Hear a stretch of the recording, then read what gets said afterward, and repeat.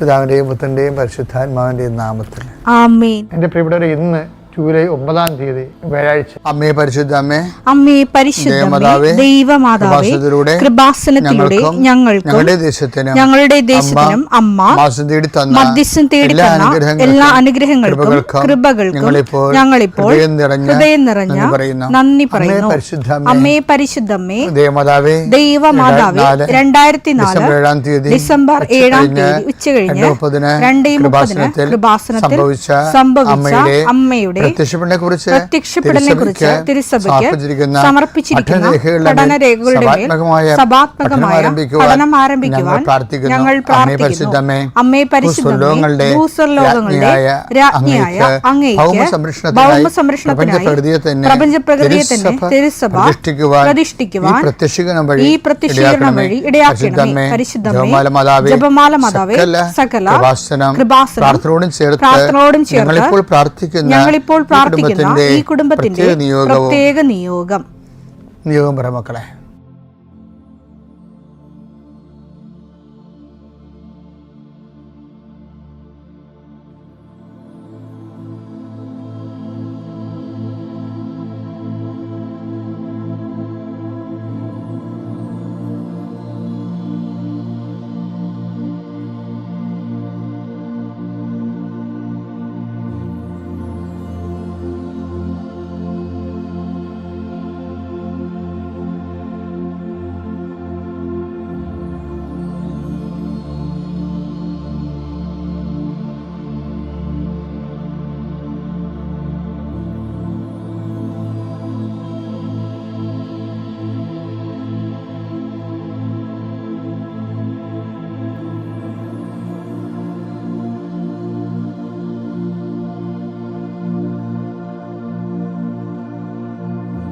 അമ്മയുടെ പ്രത്യക്ഷീകരണത്തിന്റെ ഈ അനുഗ്രഹവേളയിൽ ഞങ്ങൾക്ക് സാധിച്ചു തരുവാൻ കനിയണമേ. ആമേൻ. വിശ്വാസ പ്രമാണം. സർവശക്തനായ പിതാവും ആകാശത്തിന്റെയും ഭൂമിയുടെയും സൃഷ്ടാവുമായ ദൈവത്തിൽ ഞാൻ വിശ്വസിക്കുന്നു. അവിടുത്തെ ഏകപുത്രനും ഞങ്ങളുടെ കർത്താവുമായ ഈശോ മിശിഹായിലും ഞാൻ വിശ്വസിക്കുന്നു. ഈ പുത്രൻ പരിശുദ്ധാത്മാവിനാൽ ഗർഭസ്ഥനായി കന്യകാമറിയത്തിൽ നിന്ന് പിറന്ന് പൊന്തിയോസ് പീലാത്തോസിന്റെ കാലത്ത് പീഡകൾ സഹിച്ച് കുരിശിൽ തറയ്ക്കപ്പെട്ട് മരിച്ച് അടക്കപ്പെട്ട് പാതാളങ്ങളിൽ ഇറങ്ങി മരിച്ചവരുടെ ഇടയിൽ നിന്ന് 3-ാം നാൾ ഉയർത്ത് സ്വർഗത്തിലേക്ക് എഴുന്നള്ളി സർവശക്തിയുള്ള പിതാവായ ദൈവത്തിന്റെ വലതുഭാഗത്തിരിക്കുന്നു. അവിടെ നിന്ന് ജീവിക്കുന്നവരെയും മരിച്ചവരെയും വിധിക്കുവാൻ വരുമെന്നും ഞാൻ വിശ്വസിക്കുന്നു. പരിശുദ്ധാത്മാവിലും ഞാൻ വിശ്വസിക്കുന്നു.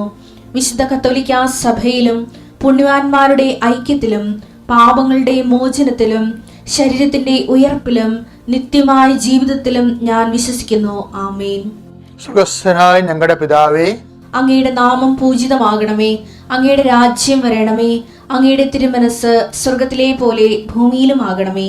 അന്നു വേണ്ടുന്ന ആഹാരം ഇന്ന് ഞങ്ങൾക്ക് തരണമേ. ഞങ്ങളോട് തെറ്റ് ചെയ്യുന്നവരോട് ഞങ്ങൾ ക്ഷമിക്കുന്നത് പോലെ ഞങ്ങളുടെ തെറ്റുകൾ ഞങ്ങളോടും ക്ഷമിക്കണമേ. ഞങ്ങളെ പ്രലോഭനത്തിൽ ഉൾപ്പെടുത്തരുതേ, തിന്മയിൽ ഞങ്ങൾ രക്ഷിക്കണമേ. ആമേൻ. നന്മ നിറഞ്ഞ മറിയമേ, സ്വസ്തി. കർത്താവ് അങ്ങയുടെ കൂടെ സ്ത്രീകളിൽ അങ്ങ് അനുഗ്രഹിക്കപ്പെട്ടവളാകുന്നു. അങ്ങയുടെ ഉദരത്തിൻ ഫലമായി ഈശോ അനുഗ്രഹിക്കപ്പെട്ടവനാകുന്നു. പരിശുദ്ധ മറിയമേ, തമ്പുരാന്റെ അമ്മേ, പാപികളായ ഞങ്ങൾക്ക് വേണ്ടി ഇപ്പോഴും ഞങ്ങളുടെ മരണസമയത്തും തമ്പുരാനോട് അപേക്ഷിക്കണമേ. ആമേൻ. കർത്താവിന്റെ വിശുദ്ധ പൗരോഹിത്യത്തെ മഹത്വപ്പെടുത്തണമേ. കർത്താവെ, സഭയിലുള്ള സാന്നിധ്യം പ്രകടമാക്കണമേ. 40 വർഷം ഞാൻ അർപ്പിച്ച കൃപാനയുടെ യോഗ്യതയാൽ കൃപാസന അൾത്താറെ ജീവനോടെ പ്രത്യക്ഷപ്പെട്ട പരിശുദ്ധ അമ്മയുടെ മാധ്യസ്ഥത്തിലെ ഞാൻ മക്കളെ ആശീർവദിക്കുന്നു. കർത്താവ്, വിദേശത്തൊക്കെ പോകാൻ വേണ്ടി ഒരുങ്ങുന്ന ആൾക്കാരുണ്ട്. പലതരത്തിലുള്ള ഇൻ്റർവ്യൂവിനൊക്കെ പോയിട്ട് ചിലയിടത്ത് തോക്കും, ചിലയിടത്ത് കാശ് കൊടുക്കും, ചിലയിടത്ത് ഒരു അംബിഗസായിട്ട് വരും. നടക്കുമോ ഇല്ലയോ എന്നൊക്കെ അറിയാൻ പാടില്ലാത്തൊരു കൺഫ്യൂഷനുള്ള ആൾക്കാരുണ്ട്. അവിടെ കൺഫ്യൂഷൻ എല്ലാം മാറ്റണം. ഈശോയെ, പ്രഭാതത്തിൽ അങ്ങോട്ട് നാം വിളിച്ചപേക്ഷിക്കുന്ന അങ്ങയുടെ മക്കളുടെ മേൽ അവിടെ കണ്ണുനീര്, ഞാൻ നിൻ്റെ കണ്ണുനീരെല്ലാം കുപ്പിയിലാക്കി വെച്ചിരിക്കണമെന്ന് പറഞ്ഞില്ലേ, ഞാൻ നിന്നെ എൻ്റെ കൈവെള്ളയിൽ കാർവ് ചെയ്ത് വെച്ചിരിക്കുന്നു എന്ന് പറഞ്ഞില്ലേ. കർത്താവേ, നീ ഞങ്ങളോട് കാണിക്കുന്ന കരുണയും കരുതലുമാണത്. വിനാശത്തിൻ്റെ കൊടുങ്കാറ്റ് കടന്നു പോകുകയുള്ളൂ. കർത്താവേ, നിൻ്റെ ചിറകളുടെ ഉള്ളിൽ ഞാൻ അഭയം പ്രാപിക്കുന്നു എന്ന സങ്കീർത്തനോട് ചേർന്നുകൊണ്ട് കഷ്ടകാലങ്ങളിലൂടെ കടന്നു പോകുന്ന മക്കളെ കൈവെള്ളയിൽ അങ്ങ് സൂക്ഷിക്കുന്നവർ നന്ദി പറയുന്നു. ഇപ്പോൾ ഞങ്ങൾ കയ്യിലെടുത്തിരിക്കുന്ന രേഖകൾ ഞങ്ങൾ ജീവിതമാർഗം കണ്ടെത്തുന്ന ഓരോ തൊഴിലിടങ്ങൾ, ഞങ്ങളിപ്പോൾ എവിടെയാണ് നിൽക്കുന്നത്, എന്തിനു വേണ്ടിയാണ് നിൽക്കുന്നത്, ആ അനുഗ്രഹ സ്ഥലങ്ങളെ ഇപ്പോൾ നീ ആശീർവദിക്കണമെന്ന് പ്രാർത്ഥിക്കുന്നു.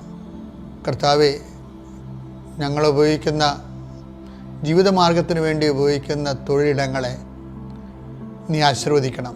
അതിൻ്റെ രേഖകളെ, ചിലപ്പോൾ നമ്പർ കിട്ടാത്തവരുണ്ടാകാം, നമ്പർ അതിനെ അപേക്ഷിക്കുന്നവരുണ്ടാകാം. ഏതെല്ലാം തരത്തിൽ ഏതെല്ലാം രേഖകളാണ് വേണ്ടത്, ആ രേഖകൾക്കെല്ലാം നിലവിലുള്ള ദോഷങ്ങളെ, തടസ്സങ്ങളെ, കിട്ടാനുള്ള തടസ്സങ്ങളെ കർത്താവിൻ്റെ നാമത്തിൽ ബന്ധിക്കുന്നു. എൻ്റെ കർത്താവിൻ്റെ ഉന്നതമായ നാമത്തിൽ നിൻ്റെ വാഹനങ്ങളെ ഞാൻ ആശീർവദിക്കുന്നു. നീ ഉപയോഗിക്കുന്ന നീ പോകുന്ന വഴികളെ ഞാൻ ആശീർവദിക്കുന്നു. നിൻ്റെ വാഹനത്തിൻ്റെ, നീ ഹയർ ചെയ്ത വാഹനമായാലും, വാടകയ്ക്കെടുത്ത വാഹനമായാലും, ടാക്സി എടുത്ത വാഹനമായാലും, ഗവൺമെൻറ് വാഹനങ്ങളായാലും, അതെല്ലാം നീ സഞ്ചരിക്കുമ്പോൾ കർത്താവിൻ്റെ നാമത്തിൽ സംരക്ഷിക്കപ്പെടട്ടെ.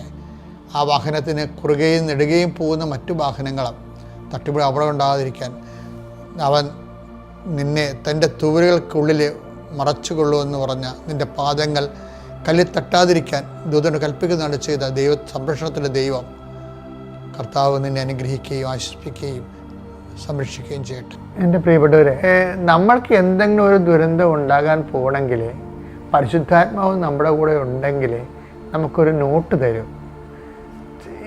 എനിക്ക് തോന്നുന്നത് ദൈവമായിട്ട് അത്ര കണ്ട് ബന്ധമില്ലാത്തവർക്കും പരിശുദ്ധാത്മാവ് നോട്ട് കൊടുക്കുന്നുണ്ട്. കാര്യം എന്താണ്, ഇവന് എന്തെങ്കിലും ഇപ്പം ദൈവം ഇല്ലാതെ നടക്കണമെങ്കിലും ഇവന് എന്തെങ്കിലും സംഭവിച്ചു കഴിഞ്ഞാൽ മോങ്ങി ഇവൻ എൻ്റെ അടുത്ത് വരുമെന്ന് പറഞ്ഞുകൊണ്ട് അദ്ദേഹത്തിന് അറിയാവുന്നതുകൊണ്ട് ദൈവം നമുക്ക് ഇങ്ങോട്ട് തരുന്നുണ്ട്. പക്ഷേ ദൈവാനുഗ്രഹം കൊണ്ട് നമ്മളത് മനസ്സിലാക്കണില്ല. എന്താ കാര്യം, നമ്മൾക്ക് അത് ദൈവത്തിൻ്റെ തോന്നിയതായിരിക്കും. അങ്ങനെ തോന്നിയതായിരിക്കുമെന്ന് പറയേണ്ട സംഭവമില്ല മക്കളെ. ഡിസൺമെൻ്റ് ഓഫ് ദി സ്പിരിറ്റ്, ആത്മാവിൻ്റെ വിവേചനം എന്ന് പറഞ്ഞാൽ എന്താണെന്നറിയാമോ? ഇപ്പം നിങ്ങൾ ഓരോ സ്ഥലത്ത് ഇരുന്ന് പറയത്തില്ലേ, ഇന്ന ആൾ ഇന്ന വിഷയത്തിന് ഇപ്പോൾ ദുഃഖിക്കുന്നുണ്ട്, ഈ പ്രാർത്ഥനയിൽ അയാൾ സുഖപ്പെടും, അയാളുടെ രോഗം ഇന്നതാണെന്നൊക്കെ പറഞ്ഞാൽ എന്താണ്? അത് പ്രസംഗിച്ചുകൊണ്ട് നിൽക്കുന്ന സമയത്ത് തന്നെ കർത്താവ് ഒന്നും സിനിമ പോലെ കാണിച്ചിട്ട് പറഞ്ഞതല്ല, ആന്തരികമായ സൂചനകളാണ്. ആന്തരിക സൂചനകൾ, ആ സൂചനകളെ ഞങ്ങളത് ഒബ്ജക്റ്റീവായിട്ട് എടുക്കും. എന്നിട്ട് ദൈവത്തെ വിശ്വസിച്ചുകൊണ്ട് അത് പറയും. അപ്പം നമുക്കൊരു ആന്തരിക ബോധ്യം കിട്ടും. അത് തോന്നലല്ലത്.